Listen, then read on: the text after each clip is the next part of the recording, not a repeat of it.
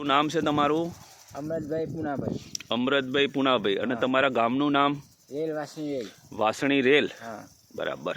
હવે તમે આ જે ખેતી કરો છો એ કોની કરો છો? એ સુરેશભાઈ પટેલની. સુરેશભાઈ પટેલની. હા. અને સુરેશભાઈના ખેતરમાં બટાકાનું વાવેતર છે, બરાબર? હા. સુરેશભાઈ પોતે આ ફસલ નામની પ્રોડક્ટ વેચે છે, બરાબર? સુરેશભાઈ પોતે આ ફસલની હા. અને આ બટાકાની ખેતીમાં એક જ વખત વાપરી છે ને? એક જ વખત મેં એને વાપરી છે. એક જ વખત. હા.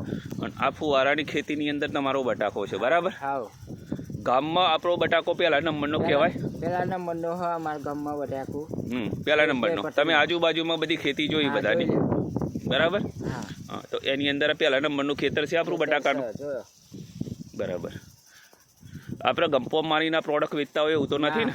આ પ્રોડક્ટનું જોરદાર પ્રોડક્ટ છે. જોરદાર પ્રોડક્ટ છે એમ, હા. રિઝલ્ટ જોરદાર આપે. રિઝલ્ટ જોર આવે છે. જો આ બટાકાની ખેતી આપણે ભાઈ સુરેશભાઈ મોરાલભાઈ પટેલ પોતે ખેતી કરે છે અને પોતે આ પ્રોડક્ટ વેચે છે.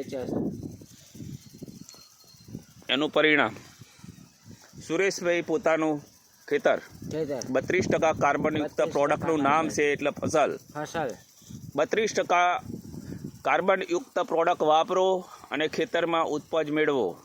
ફસલ નામની પ્રોડક્ટ